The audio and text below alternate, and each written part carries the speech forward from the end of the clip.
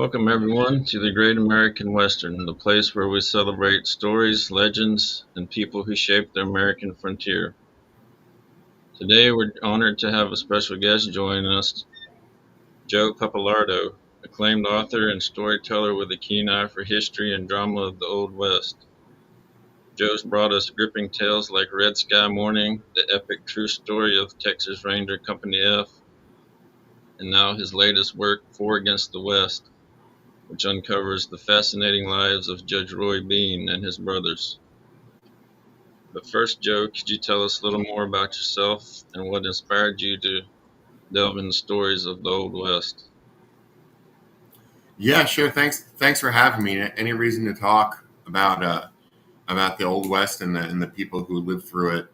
Uh, it's always fun for me, and that's really why I gravitated into the Old West. I mean, the stories and the stakes are really high, sort of from a historical standpoint. Like an individual could go and make a huge difference in terms of the way that history is being shaped. So it's kind of it's a very alluring sort of an era to write about. There's a lot of violence, there's a lot of action, there's a lot of things that happen that have a huge impact on the rest of American history and the history of the Southwest specifically. So, how could you not? People are endlessly fascinated by it, so publishers are interested in it. So, living in Texas and being steeped in some of these stories and characters, it just makes sense to try and chase some of them down and breathe some new life into them.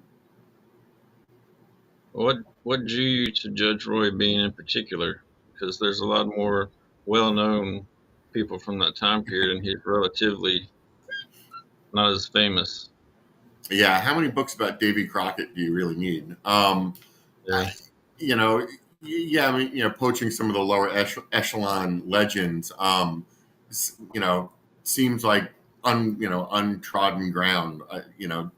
There's been books written about Judge Bean. There's been some good books written about Judge Bean, but there hasn't been one that sort of really put him in the context of not just the times he lived in, but his family and his brothers and his younger life. A lot of the focus on this particular celebrity happened when he was old, basically in his old age and in the last stage of a really interesting career of malfeasance and daring exploits and getting in people's way.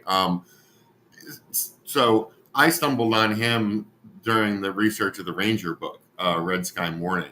One of my company F Rangers, John Rogers, had a confrontation with Roy Bean later in his career. I covered him when he was really young. So, but I was by doing reading the biographies of all my Rangers, and I came across the championship prize fight and how he dueled with this saloon operator and justice of the peace in West Texas, and this incredible story about the how he how this judge was able to host a championship fight even though it was illegal in two nations, by holding on a sandbar on the Rio. I mean, it was just in the middle of the two countries. It was just an amazing um, thing that jumped out at me. I said, I'm going to look more about into this guy's life. I could maybe write something about this or that guy. And it turns out that, when I combined Roy Bean with his three brothers, I was able to put a book together. It was nothing like what I envisioned when I first encountered Roy Bean. I thought he could carry his own book, but I thought combining him with three other people living through the same era seeing it from different vantages, that was the book I wanted to write. was there anything once you started researching that surprised you that you didn't know about him in particular? Yeah, there was a ton in each of their lives that surprised me. I think the the fact that this sort of he's known as a Texas legend, but his most interesting and historically significant um,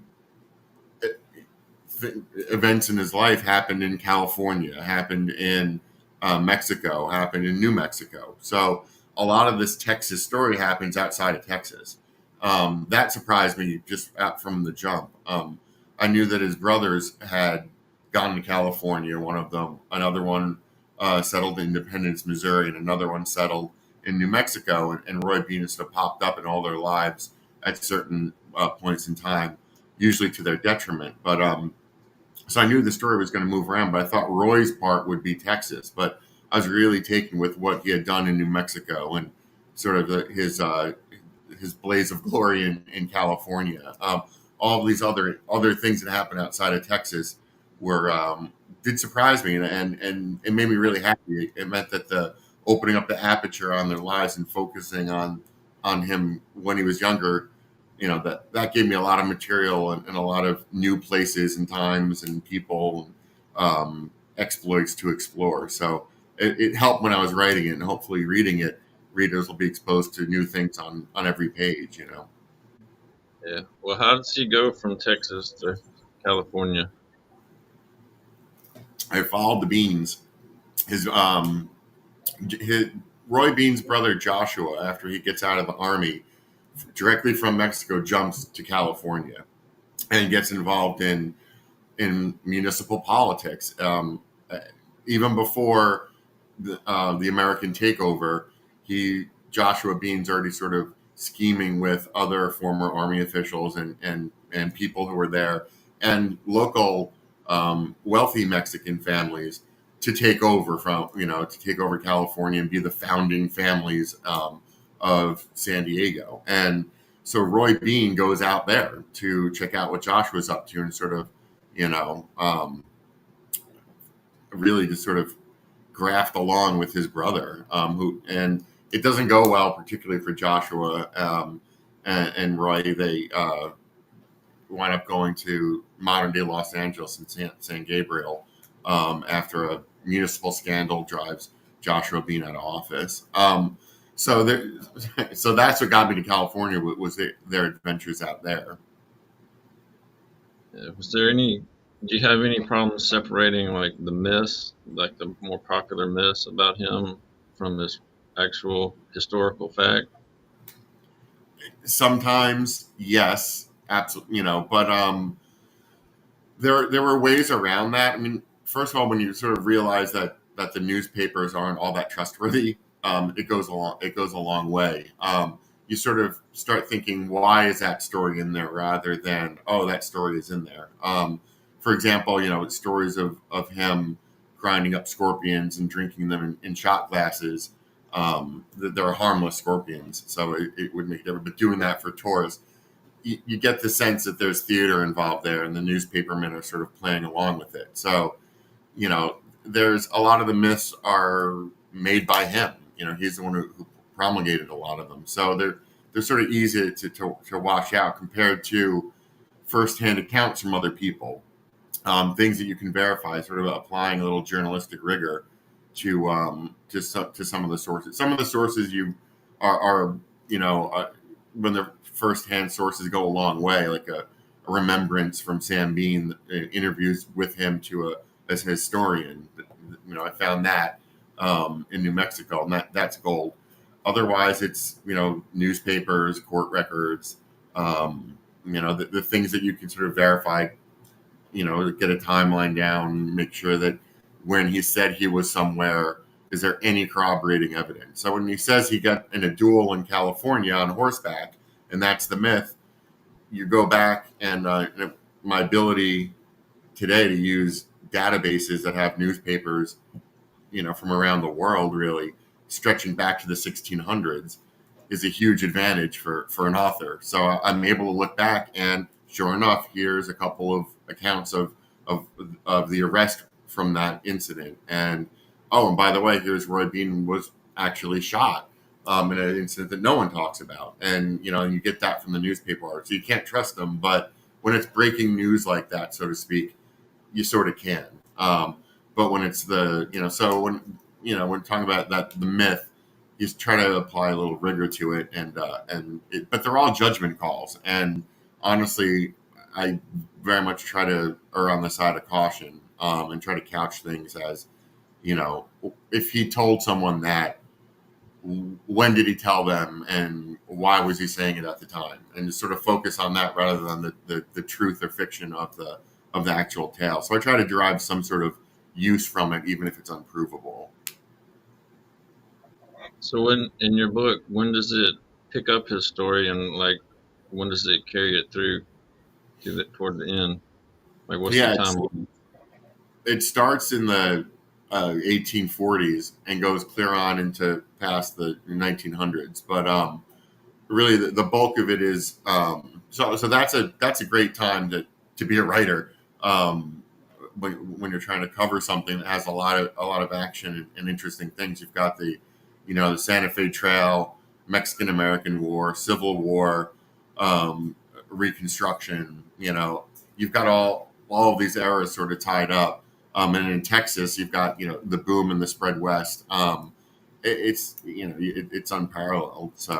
Uh, so that entire sweep as seen through the lives of these four people. So it's a pretty tall order, but I try to use, instead of being bogged down in four biographies, sort of hopping around their lives at key moments, right? I mean, some Yeah. biographies, life, think about your life. There's more interesting times than others. There's better times that are sometimes boring, and then the bad times come, and that's interesting. I mean, that's just the nature of narrative, right? So I had the ability to jump around and at the times when I had enough research to do it, and there was enough interesting stuff happening. So that was another benefit of having four biographies to lean on instead of just one. Yeah. Are there any specific historical events that you during that time period that other than like the fight on the Rio Grande that you cover in your book?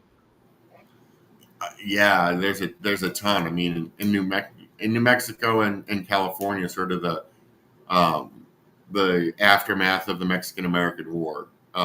The Mexican American War, two of the Bean brothers fought in the Mexican American War, so that's covered from a soldier's point of view, which I don't see much of, and that was really fun to explore. Um, the earliest history of California is another thing that was a steep learning curve for me. I didn't know much about it, but once you get enmeshed in it, it's a political conspiracy, on top of everything. So that was interesting. The martial law in Independence, Missouri, and everything that Jackson County went through, bloody Kansas. That James Bean lived through all of that, so he's in the front line. Again, the Santa Fe Trail, Sam and James Bean rode on the Santa Fe Trail. So exploring the economic history, not to mention the adventure part of that was sort of interesting. It's not a dry book, but when you look at history through the point of view of a Santa Fe trader, you get involved in economics and corruption and you know just the everyday. How do you get a wagon train? How do you get your goods down the trail? What's the almost popular mechanics version of that? How do you do it? So from the practitioner's point of view, so that was a big learning curve too, and fun. So all these events sort of stacked up, one after another. But again, seen through the sometimes narrow perspective of these four characters, but they're involved in such gigantic things, even if they're a small part in them, that you get the big sense of how the West developed during that entire era, decade after decade. Well, Roy Bean is often remembered as the law west of the Pecos. So, how does your portrayal of him differ from the popular legends? Like, there was a movie, I think, with Paul Newman, I believe, about him. Is that how historically accurate is that movie? It's pretty. Not. I mean, movies are held to a standard, right, where they're not maybe supposed to be entirely historically accurate. Yeah, I think I think the more accurate they are, the better downfall, and things like this. But so I appreciate accuracy, but I don't expect it. But so having said that, this movie is terrible. I mean, it's one thing to get things wrong, a canon and the good, the bad, and the ugly, right? yeah, It's not a Civil War canon. It doesn't ruin the movie. But when the basic theme and the basic idea of the man being profiled is so wildly off the mark that it is useless and it is to be detested. So, which is weird because it's like one of my favorite filmmakers is John Milius, and he wrote the thing. John Huston directed it. Paul Newman stars in it. I mean, this is not a C-list production. This was hailed by critics, but Milius hated it. He wanted Roy Bean to be portrayed as the civilizing hand. He had just written Death Wish that year, and he wanted him to be a vigilante and a hanging judge who was going to bring justice no matter who it kills. And Huston wanted him to be a more amiable guy, goes on a picnic with his bear and his girl, kind of a more lighthearted situation. So Milius hated it. I hate it. But I hate both versions are wrong, right? He wasn't, he was charismatic, sure, but essentially he was on the supply side of chaos rather than civilization. He wasn't a hanging judge at all. One thing that he did a lot was sentence people to be hung who are he never intended on hanging. It was more like a court. It was like a prank in his saloon.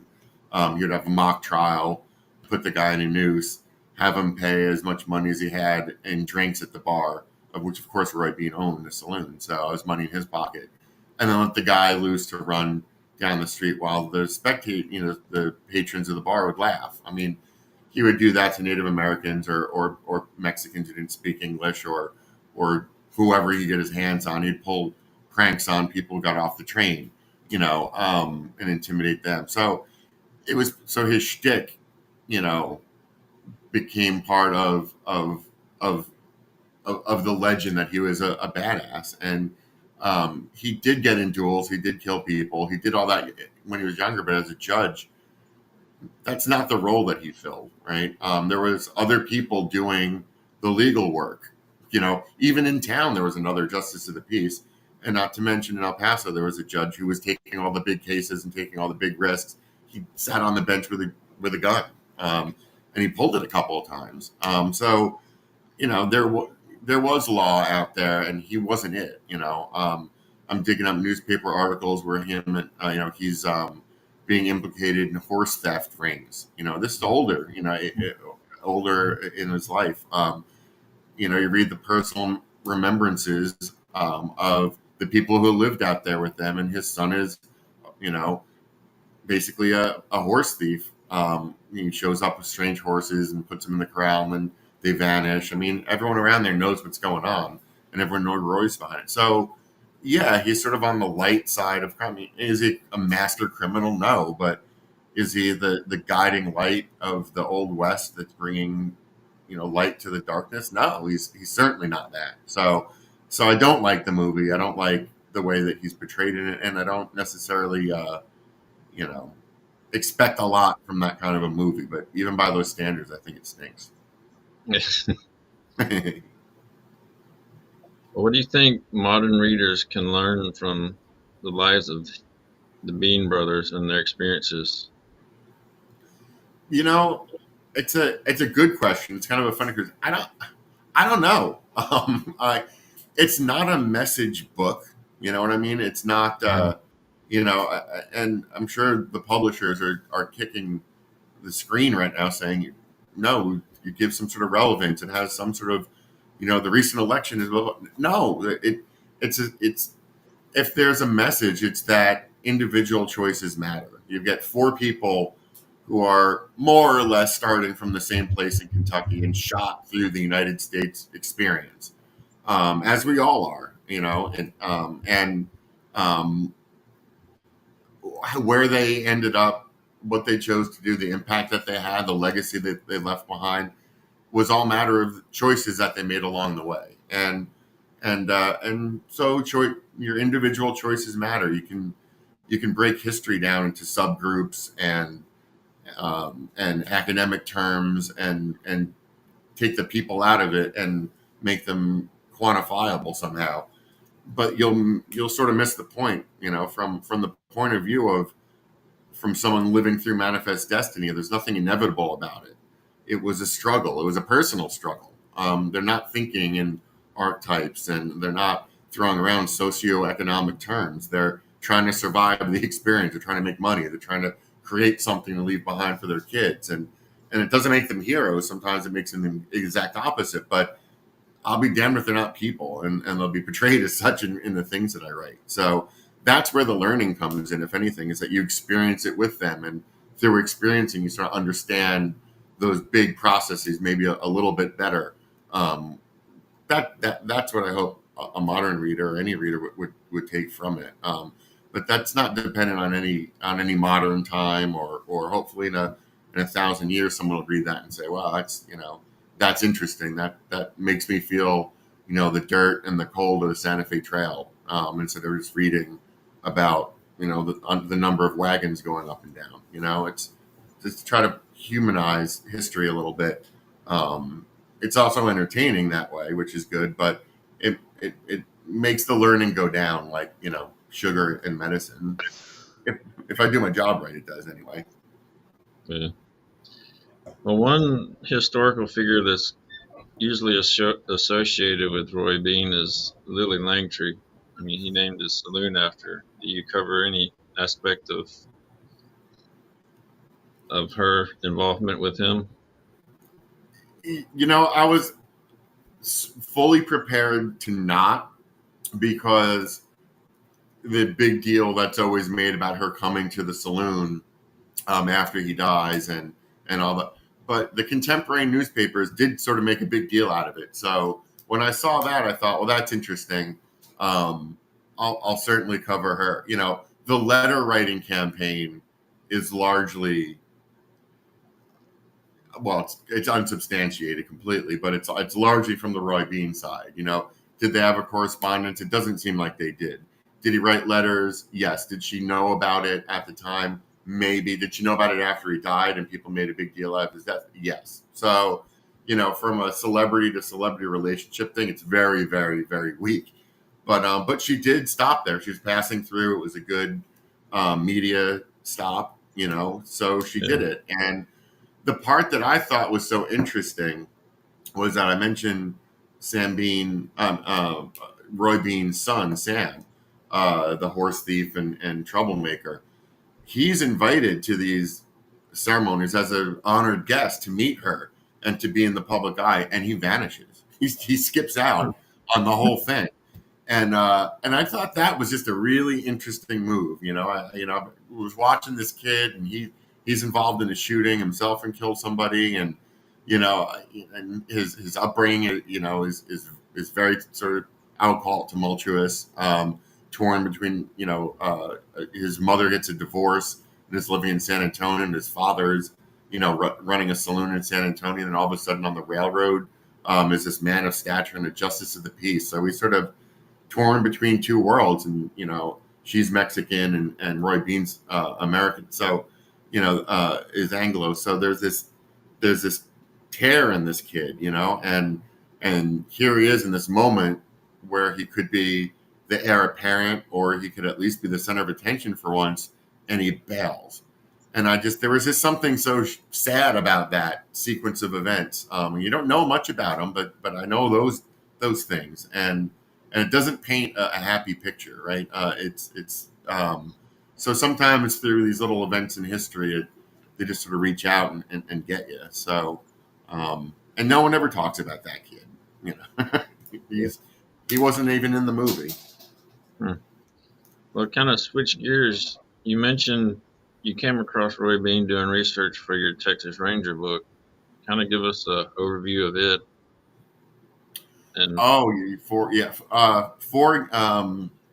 Red Sky Morning was published a couple of years ago, and that was another sort of small idea that turned into a super heavy lift, because I underestimated how active the Texas Rangers of the late 1800s actually were.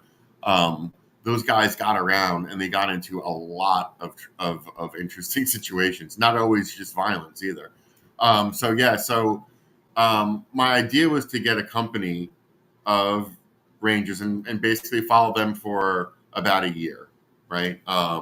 More or less, and just to sort of profile them and go through. I'm living in Corpus Christi, Texas, and Brooks County is right beneath us. It's a little bit to the south, and I used to cover that when I worked for the newspaper here in Corpus Christi 100 years ago. So I was very aware of Brooks County. It was named after James Brooks, the great Ranger captain, and so I knew a fair amount about him and the sketches about his career, especially later when he was a judge and the founding of the county and all this.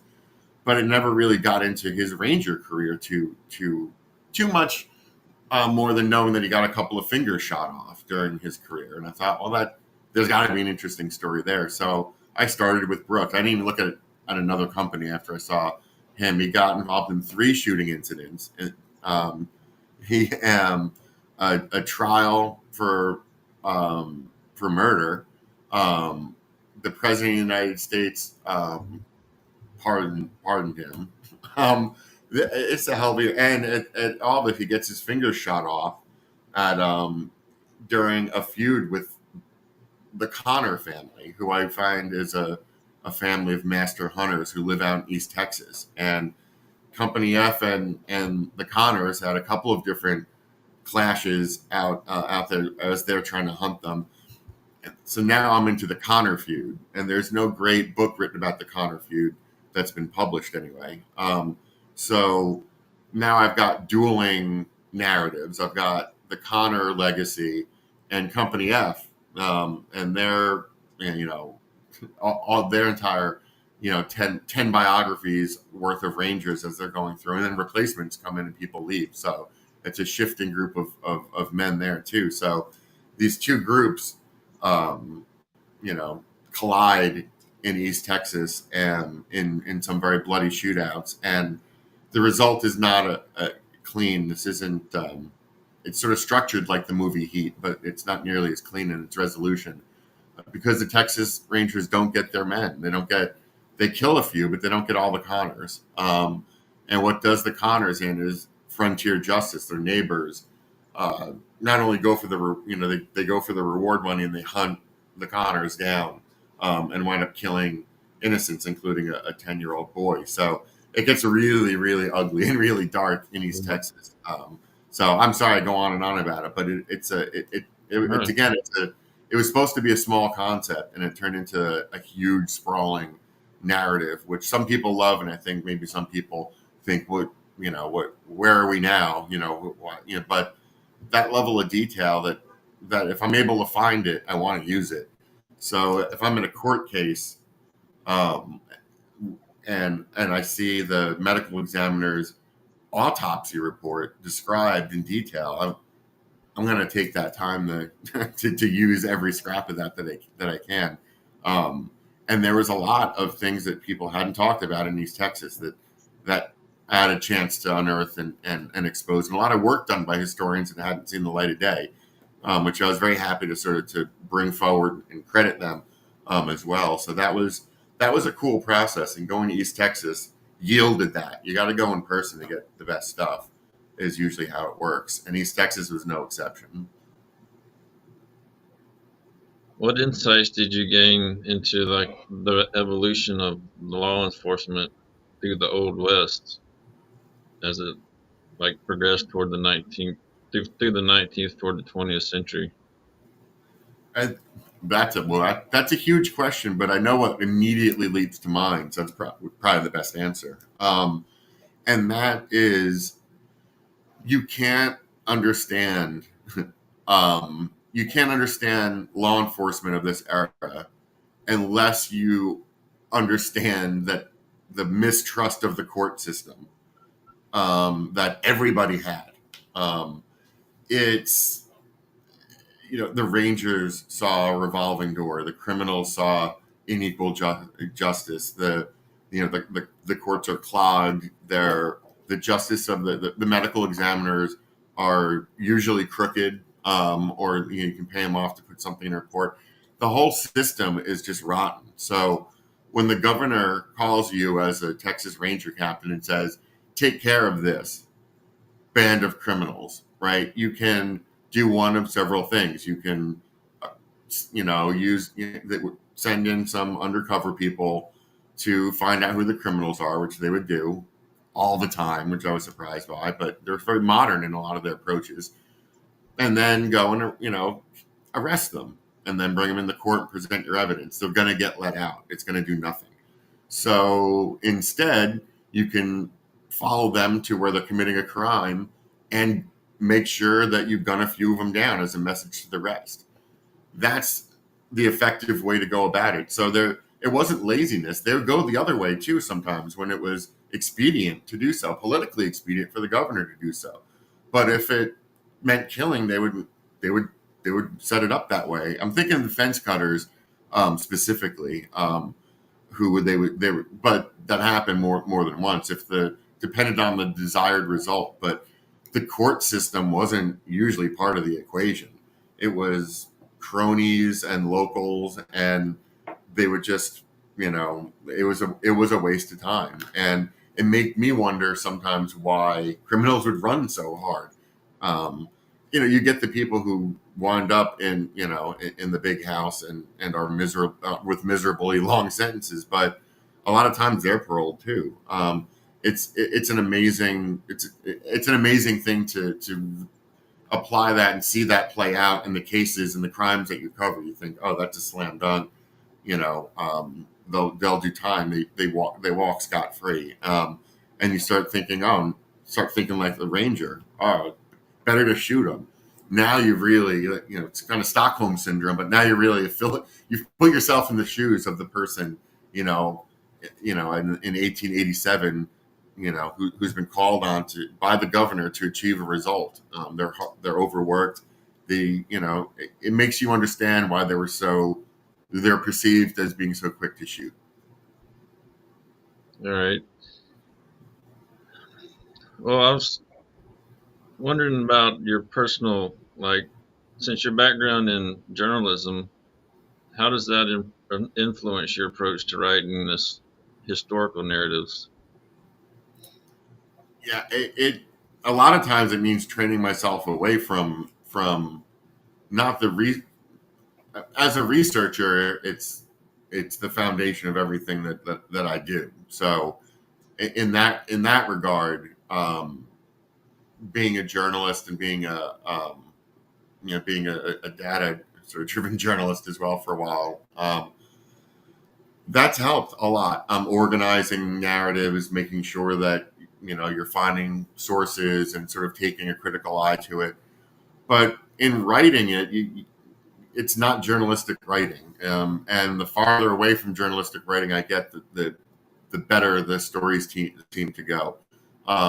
And relying on footnotes and relying on the reader's trust to just tell a good story and know that it's true and here's where it came from. That's an evolution, sort of, as a writer. That's an evolution away from journalism when I'm typing and when I'm editing. But the foundation is always, I'm approaching this. If I can't prove it, I won't put it in. If there's an alternative view, it's going to get aired. I guess a lot of writers don't do that. That goes against the thesis.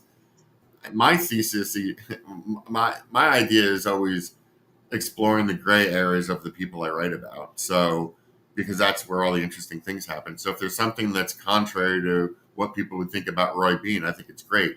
If it supports what people think about Roy Bean, I think that's great too. So I'm not coming in with a preconceived idea necessarily. Organizationally, sure, but when it comes down to what people did and when, that's just journalism. But the presentation, I'm still working on as more, certainly not as a novelist, but as a book writer, as a historical narrative nonfiction writer, which I guess there's not too many of them out there because it's I guess it's easy to get wrong, and it's hard to do. You do as much work as a legit history book, and then filter it out and obscure some of your hard work and narrative. So it's a delicate balance. It sounds like I'm complaining. It's actually a lot of fun, but it is an evolution away from journalism. Can you share your research process when you're going through such detailed, specific subjects? Oh God, behind me, this is the way. just visualize as much as possible. Get the research out. It's public documents, uh, public records research first and foremost. Read everything. Read everything that you can get your hands on. That's contemporary to the times. So newspaper, those newspaper archives are a great first pass. At least you get the basics, and you get the flavor of how it's being presented at the time. So that helps me in the immersion too. I mean, I'm reading articles that have nothing whatsoever to do with my subjects, but that's the times they're living in, and it'll seep in. It just does. Um, so I definitely will do that first. Then the genealogy comes. It's the most underused weapon in historical writing is genealogy. I mean, you can Really? turn a name into a human being so easily now just by looking at the census records, not to mention World War II records, death records, marriage records, shipping. If you board a ship back in the day and you're coming to the United States, you got immigration records. I mean, you know where Meyer Lansky's going at the time, just by tracing that. You don't think I can find some guy, some soldier who's coming through? I mean, it's easier to find these people in time now more than ever in history. So this isn't me patting myself on the back. It's just that I have access to it. I can sit in Corpus Christi and do this work that in an hour that would take weeks, days, months, depending on when people would do it. Even just a few decades ago, it would take going physically to courthouses and looking up documents, and they're just sitting here right online. So, it's a huge advantage, and I exploit it ruthlessly. So, connections that people don't make, parts of the narrative. It's a throwaway line when a kid dies, an infant dies young, in a lot of biographies, but that's a huge moment in someone's life. What's that guy's wife's name? Oh, it's Mrs. John Smith. What's her actual name? Where does she come from? Wow, she comes from a really wealthy family. He married into it. Now you've got a sense of the person. Now you've got a sense of where they are. So genealogy is number two, and then all of that goes on these boards, and it's piecing the narrative together, figuring out where the missing pieces are, and then start planning trips. Um, that's the last piece, really. Well, the last piece is writing and the editing, but that you know that part is just ass time, as they say. As you mentioned World War II a few times, what are some other topics you've written about? Some of your other books? Yeah, Inferno is my World War II book. It's the Maynard Snuffy Smith flies his first mission on May 1st, and winds up saving his airplane and receiving the Medal of Honor. Not too long after he's demoted. So, what does that tell you about Maynard Snuffy Smith?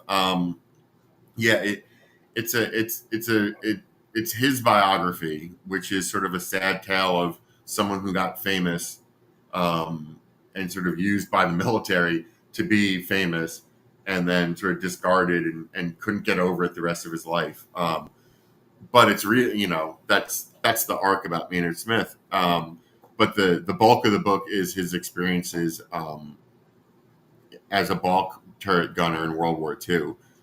He only flew 5 missions, but the one that he received the medal for takes up, I think, 40 or 50 pages of the book, going through it step by step. And it was a horror show.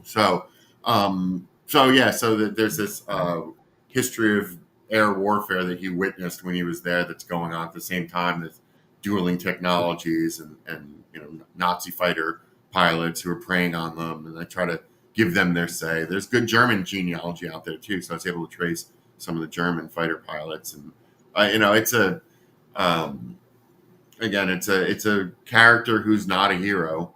He is a hero, by he's got the medals to prove it, right? But at the same time, what does that do to your psyche? Especially when you only flew the 5 missions and you come back and the Memphis Belle completely eclipsed him.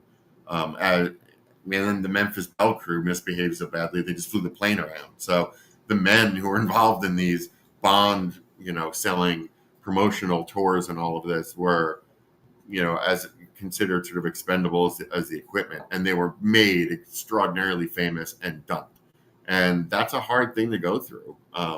So chasing that celebrity high, everyone does it now. Every time someone responds to a tweet, you feel it. You feel the endorphins go. You feel the melatonin release. Hey, I just got some attention, and then it's gone, and you want it again, like a crack addict.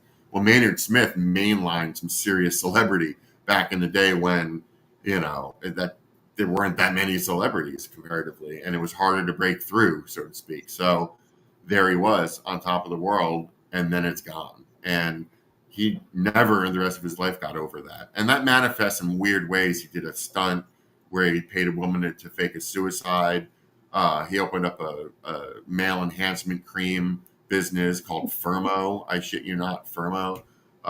So he helped start the New York State Lottery. He got involved in things his whole life, but there's a lot of missteps. Serial cheater. His family, it tells me. So I mean, it's an interesting look at this guy, but it's a fair look. I'm sorry, I'm going on and on, but I have to say Andy Rooney really took an unfair shot at Maynard Smith in a lot of his books. He helped create Maynard Smith by bringing attention to him for Stars and Stripes. And I hate to knock Andy Rooney too badly, given that he was there in World War II and knew Maynard Smith, but his book's a little unfair and insinuates that his 5 missions were milk runs, and they weren't. They were dangerous. People died on them. And being able to prove that did, ease the family a lot because no one else had bothered to do it. So, there's so correcting Andy Rooney was part of the fun of Inferno. Yeah. So what are you working on for in the future? What's coming up next for? Yeah, I just put the next one to bed. Chasing the Texas Rangers around, it has brought me to the 1920s, 1926, the oil boom towns and Prohibition. Those two mixing, it's just too good to pass up. So I've got Frank Hamer chasing around various political and criminal conspiracies in Boomtown, one specific Boomtown in Texas. So the Boomtown is sort of a character. It's not just the cops and the criminals. Now there's some politicians, nightclub owners. There's a professional wrestler. So there's sort of a town profile during really only a couple of years. But in those years, there are murders and the crackdowns and more murders and more crackdowns. So it's a very violent and dirty story, and I really like it. So that's coming. I think the title is not approved yet, but it's probably something like Boomtown, right? I mean, nothing else has resonated. It's the one that's sitting on the manuscript, and sometimes those are the ones that get adopted. So unless someone can think of one better, but that's going to come out in February or March of 2026. So, what's the title of it? Probably Boomtown, but that may change. So definitely Joe Pappalardo will be on the cover. And I've got the website where when it gets announced and the cover gets released and everything, I'll be updating that. So that's just joe-pappalardo.com. So that's a good way to stay apprised of it. There'll be no news about it for months and months and months, but it is done, and I am excited. Well, what's the best way for people to find out more about your books? Just visit your website? Yeah, I mean, for the books, the website, again, joe-pappalardo.com. For other stuff, Twitter or X or whatever you call it, I'm semi-active on there. Depending, and I say semi because a lot of times it's either related to space. I cover space launch for National Geographic and other stuff for Texas Monthly. Sometimes I still keep a hand in the magazine journalism. So if there's a launch or if I'm going on assignment or something, I'll pop up a lot and then I'll go dormant again. So for magazine stuff, that's the best place, and TV appearances because I do some TV shows too. Really Twitter, like that. yeah, they got me on some of these.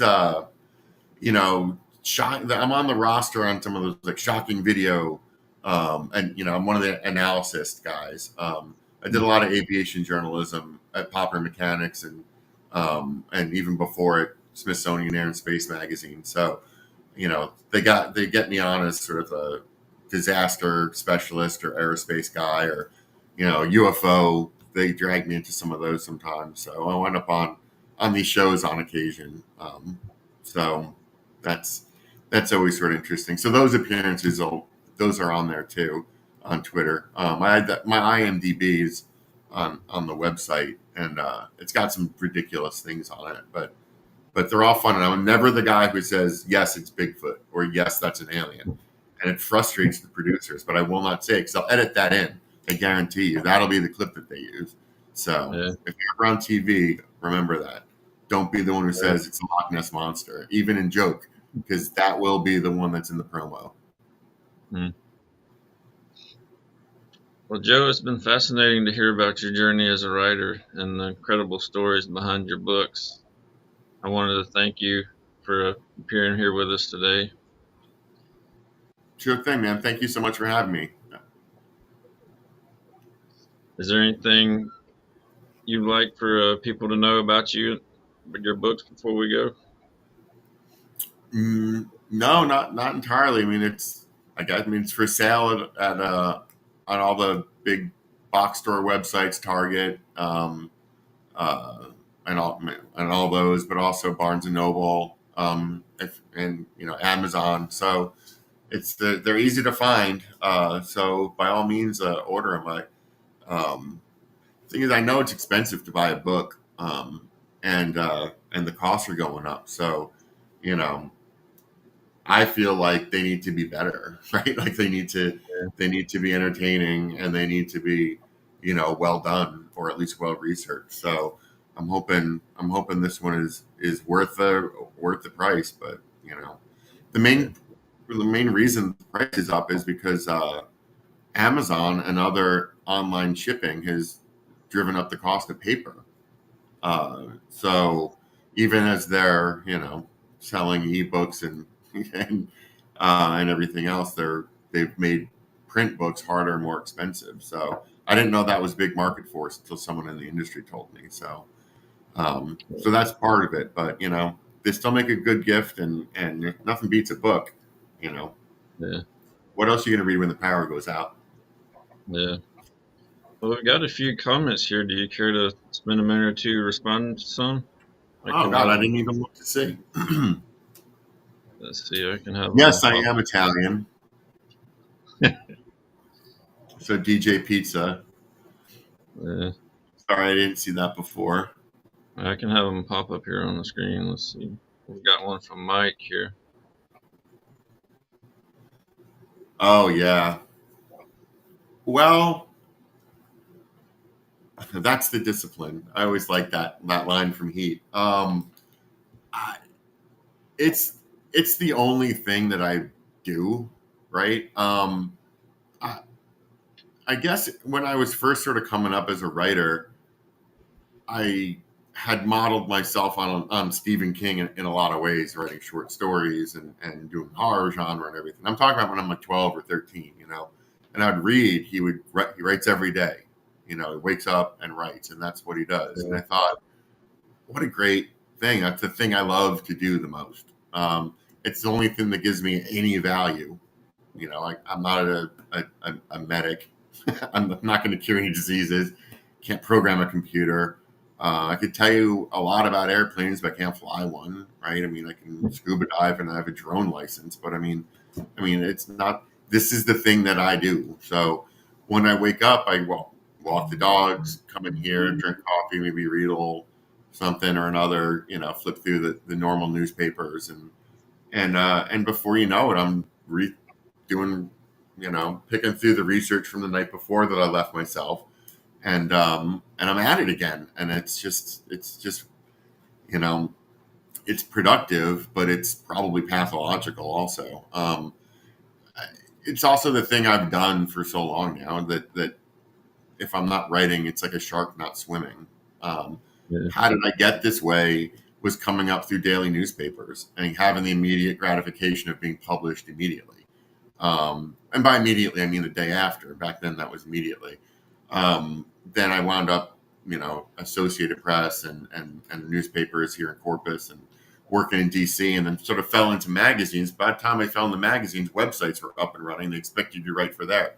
More immediate gratification. So now I'm writing and writing and writing, and it's just impossible to stop. So luckily, it's the kind of thing you can still do into your old age. So how do I ground myself down here? Rituals and routines. The dog walking helps a whole lot because it gets me up, keeps me on schedule, keeps me from drinking, just like boom, boom, boom. And then just other, whatever the ritual and the routine is, I would, when I worked on magazine staffs, I would get up, walk, tobacco pipe, smoke that, do the same thing now, so those routines stick with, and then just take breaks, swim, walk, just get your mind away from it for a little while, read something else.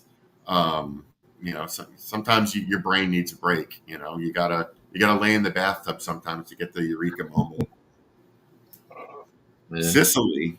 I'm working on a project about Sicily currently, DJ Pizza, but I can't talk about it because it's a ghostwriting project. So, Yeah.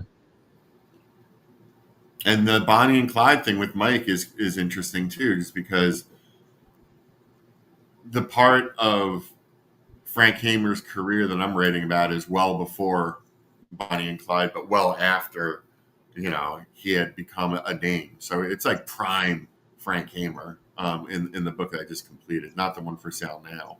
So it's a part of his story that people don't focus on, and his casework is interesting and unconventional, to say the least. And again, you know, the results oriented part, it, he didn't feel like he needed to get a guilty conviction, to declare victory in a situation if he could do something else to influence the outcome. So you're really looking at a guy's operating on a different level at that point, an investigator, who's operating on a whole different sort of plane, and he self deploys, and it's just an amazing thing. And then you pit him against these crime bosses in these boom towns who are just slippery as eels, man. It's just and they're all slicked up from prohibition money, and they've got the local cops are part of the criminal group, and the mayor's in on it. It's just a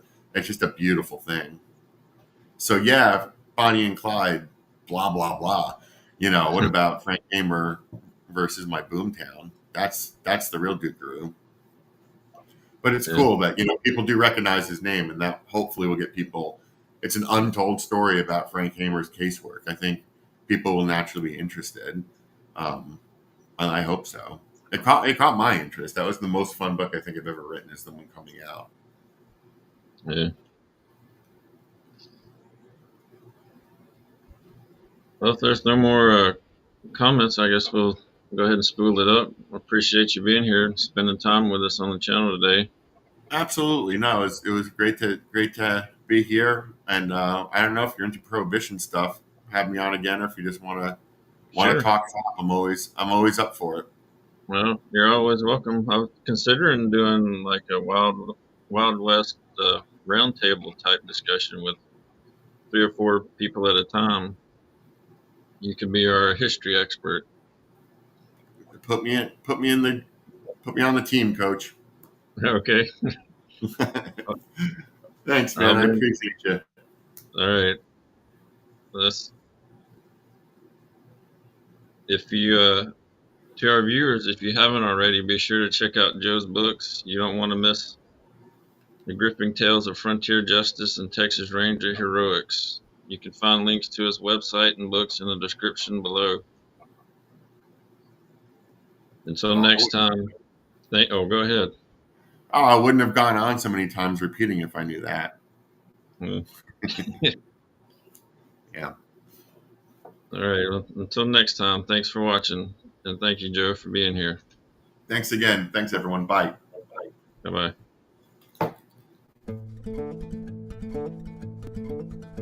bye.